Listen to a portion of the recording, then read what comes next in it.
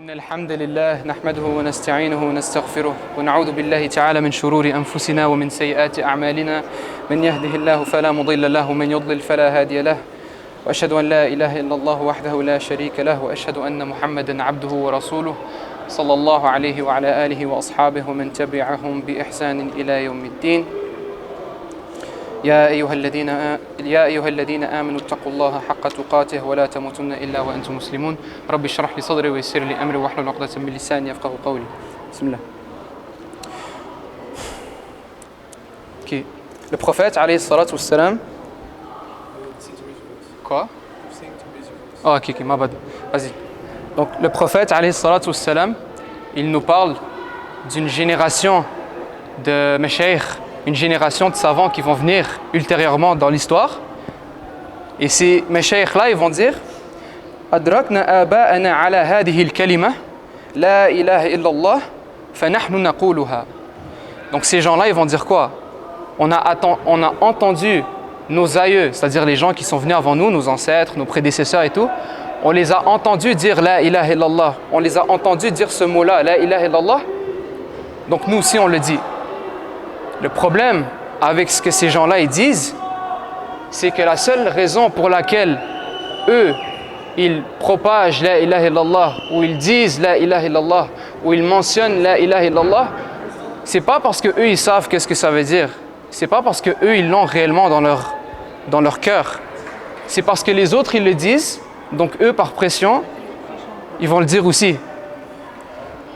Et ça montre que, et le prophète alayhi salatu wassalam nous dit aussi que plus on avance dans le temps, plus on va perdre, le ilm va s'effriter. Parce que les ulama, Allah subhanahu wa ta'ala va s'emparer de leur âme. Donc ils vont mourir. Donc le ilm va partir avec eux. Donc la connaissance de tawhid, la connaissance du aqidah, Coran, sunnah, ça va partir avec le temps. Pourquoi? Parce que ceux qui ont dédié leur vie au ilm, ceux qui ont dédié leur vie à la connaissance du tawhid d'Allah subhanahu wa ta'ala, ils vont mourir. Et les gens qui vont venir après, parce qu'ils n'ont pas dédié leur jeunesse à en apprendre davantage sur le tawhid et sur les dîns, et parce que leurs mashayikh et leurs parents et leurs ancêtres, ils ne leur ont pas enseigné la ilaha illallah, donc ils vont vivre dans une période de jahiliya, d'ignorance, où est-ce qu'ils ne vont pas vraiment être conscients de la ilaha illallah. Ils ne vont pas savoir ce que la ilaha illallah veut réellement dire, ils vont juste le dire parce que, comme le prophète sallallahu alayhi wa sallam le mentionne dans le hadith, parce que c'est quelque chose de connu, parce que c'est quelque chose qui a été mentionné, parce que c'est quelque chose que j'ai entendu mon père le dire, ma mère le dire, ce imam le dire, mais je ne sais pas exactement c'est quoi la ilaha illallah. Et nous, on veut s'assurer, parce que ça c'est une garantie, ok? Et parmi les signes de la fin du monde, c'est justement l'ignorance, la fréquence de l'ignorance, etc., etc. Nous, on veut s'assurer, en tant que jeunes, que Allah subhanahu wa ta'ala va nous épargner de cette ignorance. Inch'Allah, on ne va pas faire partie de ces gens-là qui vont dire la ilaha illallah sans réellement connaître ce que ça veut dire.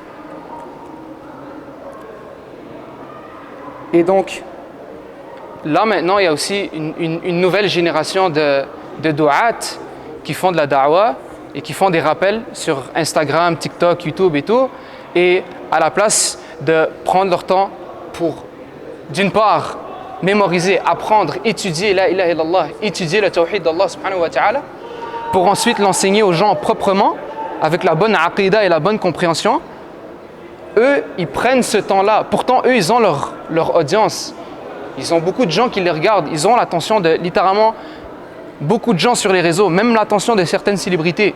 Et à la place de parler de la ilaha illallah, Muhammad Rasulullah, à la place de parler du dîn propre qui est zen, eux ils passent leur temps à parler de telle célébrité ou telle célébrité, et après ils tissent un lien bizarre entre cette célébrité-là et ce qu'elle a fait hier soir et l'islam. Ils font un lien qui est vraiment bizarre et ils commencent à dire des trucs que les ulama n'ont pas dit avant eux, etc., etc., ou des fois il va y avoir du drama, du entertainment entre les du'at.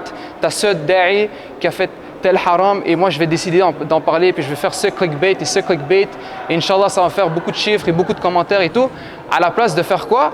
De parler de la ilaha illallah, à la place d'enseigner la ilaha illallah à ceux qui prennent vraiment le temps de les écouter, eux, ils vont parler de d'autres choses qui, en vrai, ont aucune importance dans le dîn.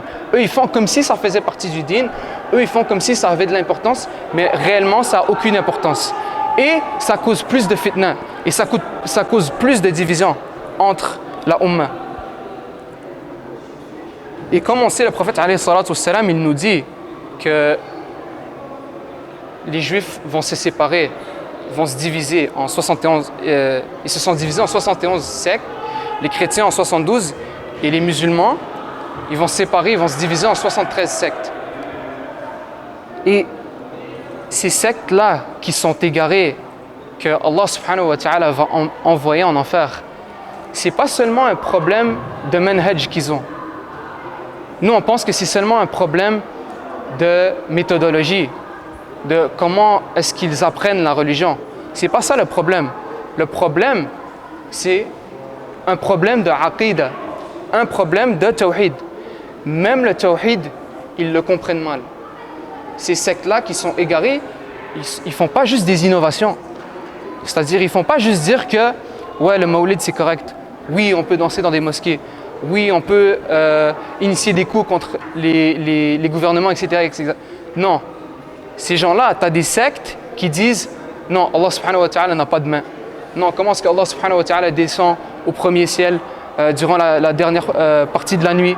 Non, comment est-ce qu'Allah subhanahu wa ta'ala est sur son arsh? Comment est-ce qu'Allah subhanahu wa ta'ala n'est pas partout?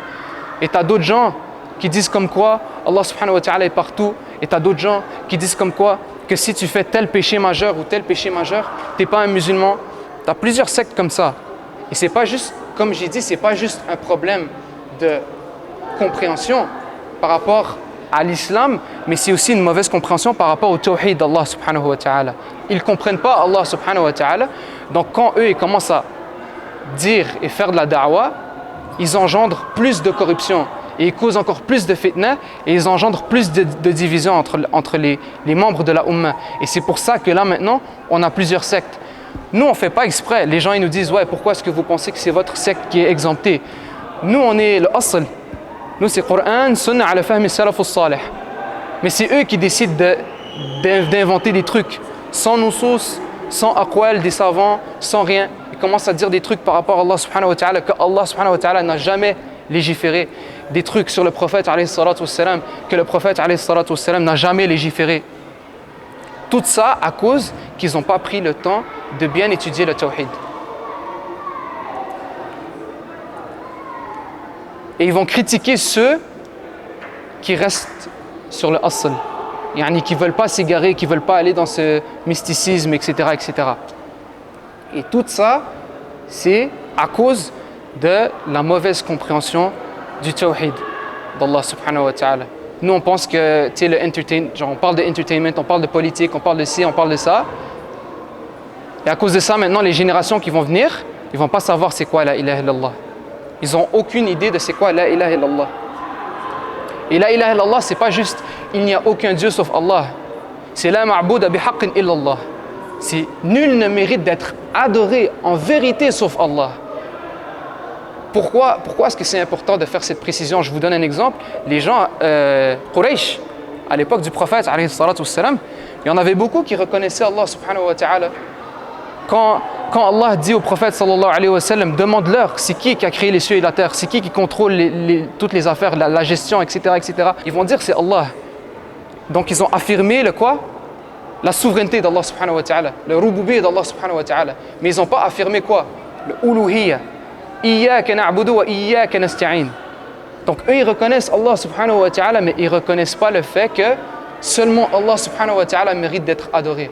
Ça c'est Quraysh. Et c'est pour ça qu'Allah subhanahu wa ta'ala, il nous dit que seulement le reconnaître, c'est pas suffisant.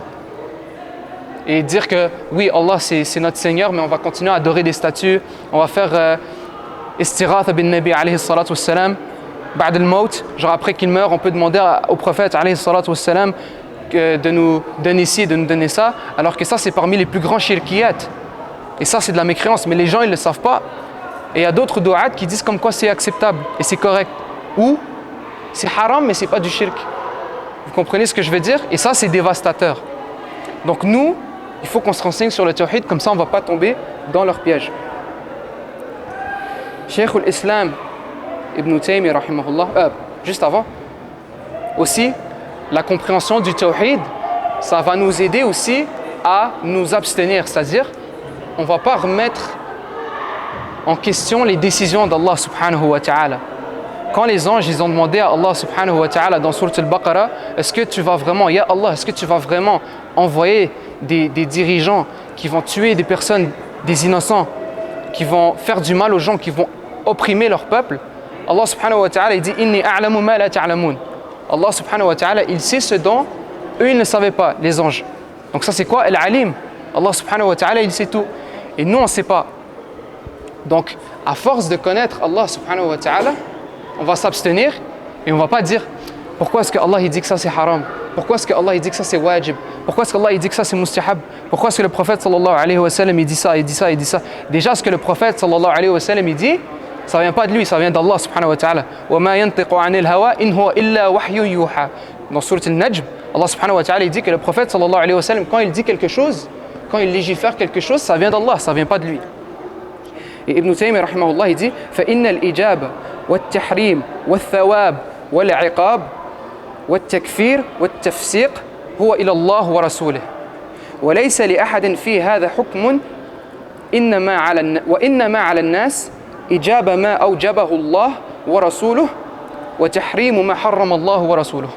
Donc Ibn Taymiyyah rahimahullah il nous dit que les récompenses, les interdictions, les obligations, ce qui est haram, etc., etc., etc.,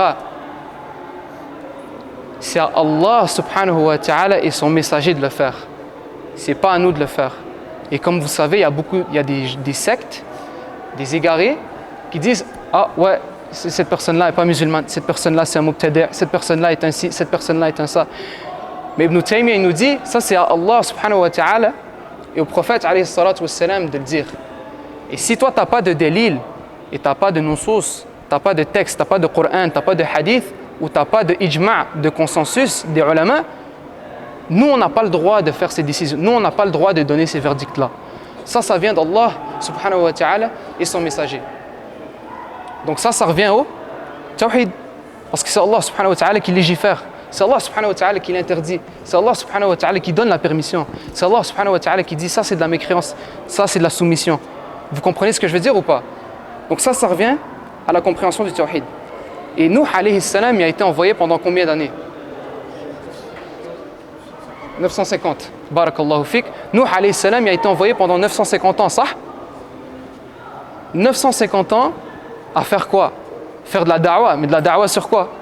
Allah subhanahu wa ta'ala dit dans Sourate Al-A'raf لقد أرسلنا نوحا إلى قومه فقال يا قوم اعبدوا الله ما لكم من إله غيره.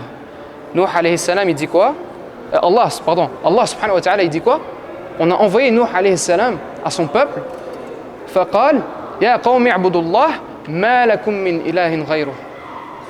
Oh mon peuple, adorez Allah subhanahu wa ta'ala, et il n'y a aucune divinité qui mérite d'être adorée sauf lui. 950 ans de da'wah, Nuh alayhi salam, c'est ça qu'il disait. Et notre prophète alayhi salatu wassalam, 13 ans à Mecca, il faisait quoi? Peut-être vers la fin de son cheminement à Mecca, il a commencé à avoir des législations, etc. Mais d'une grande part, c'était le tawhid. La ilaha illallah, qu'est-ce que la ilaha illallah veut dire, etc., etc. Il parlait à Quraysh, il parlait aux mushrikin, dire comme quoi il ne suffit pas de seulement dire que Allah c'est notre Seigneur. Pendant des années à Mecca, le prophète alayhi salatu wassalam, il a propagé ce message-là à son peuple. Donc Nuh alayhi salam, 950 ans, Muhammad sallallahu alayhi wa sallam, environ 13 ans à Mecca, il parlait de tawhid. Donc nous, comment est-ce que nous on peut se permettre de dire ouais, tawhid, on sait déjà c'est quoi? C'est correct, on va parler d'autres choses maintenant. Et certes, l'islam c'est tawhid, c'est la base, mais il y a d'autres choses aussi. Il y a les 5 piliers, il y a les wajibat, il y a les innovations, il y a la sunna, Coran, sira, il y a plusieurs sous-domaines dans l'islam. Mais la base c'est quoi? Le tawhid. Et si les gens ne maîtrisent pas le tawhid, alors tout le reste ils vont être confus. Et il y a beaucoup de gens, même des gens que je côtoie moi personnellement, et je connais d'autres frères qui côtoient d'autres personnes, ils sont choqués par rapport à certaines choses concernant le tawhid. Comment est-ce que ça c'est shirk? Comment est-ce que ça c'est ci? Comment est-ce que ça? Mais l'iman, la croyance en Allah subhanahu wa ta'ala, il y a 3 types. Il y a l'i'tiqad, il y a l'aqwal et il y a les af'al, c'est-à-dire la croyance en Allah subhanahu wa ta'ala et le tawhid. Il y a les aqwal, c'est-à-dire les choses qu'on dit, et les af'al, les actions qu'on fait.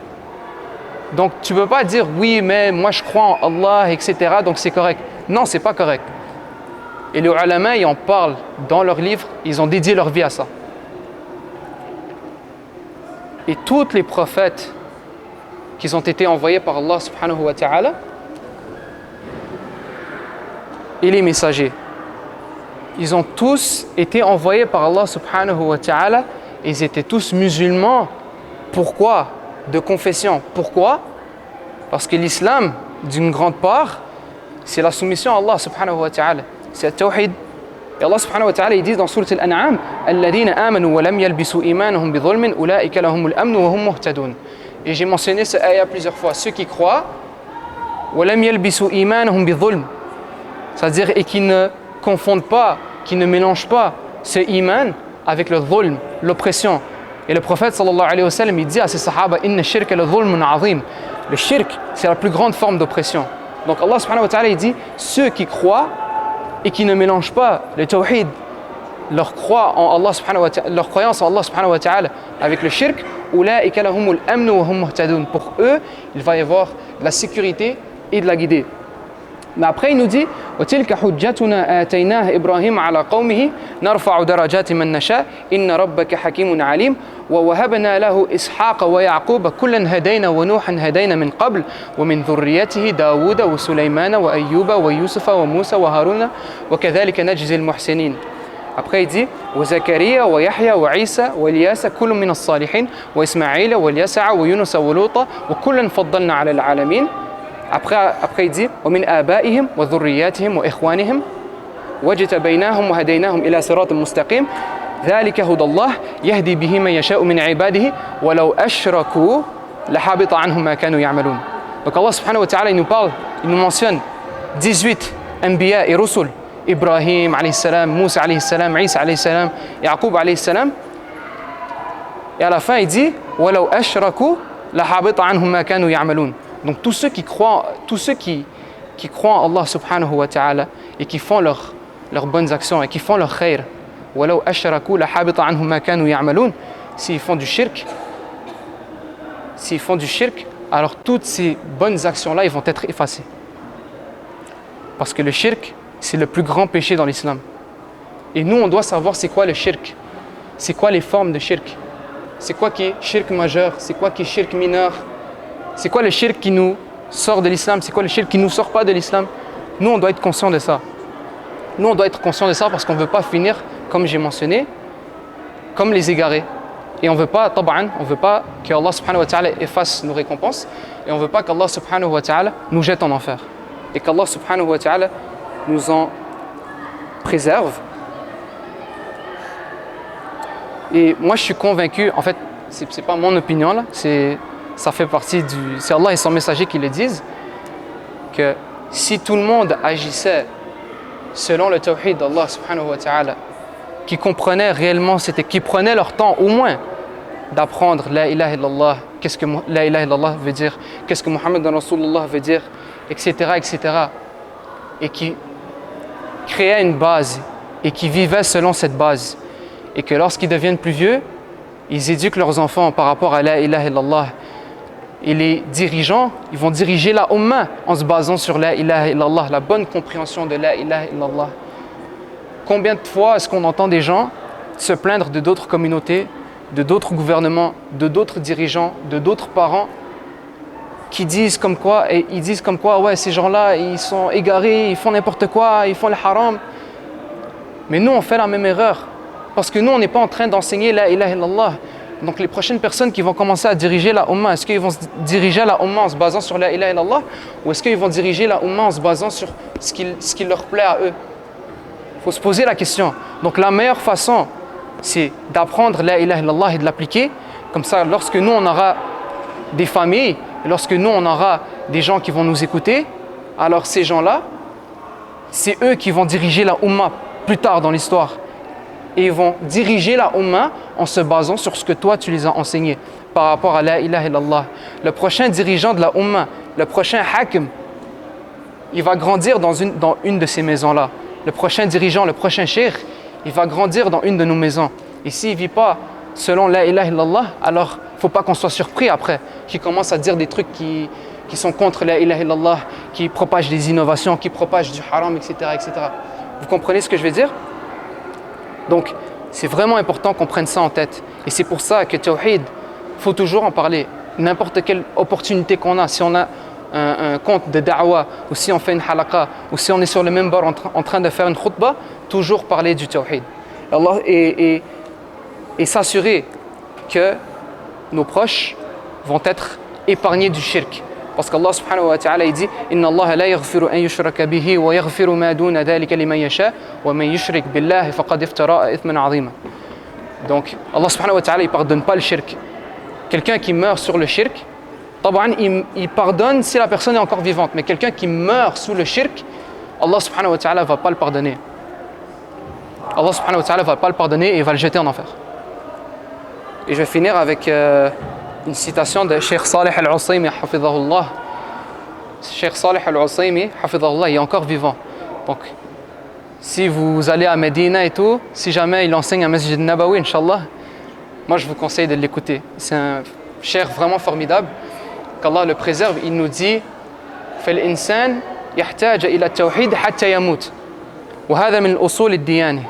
Donc il nous dit que l'humain va avoir besoin de tawhid jusqu'à ce qu'il meure. Donc il n'y a pas de date d'échéance. Il n'y a pas de « oh j'ai assez compris le tawhid, maintenant on met ça de côté, on parle de d'autres choses ». Non, c'est jusqu'à sa mort. Et ça fait partie des bases de la religion. Vous comprenez ce que je veux dire? حَتَّى يَمُوتَ وَهَذَا مِنْ أُصُولِ الدِّيَانِ.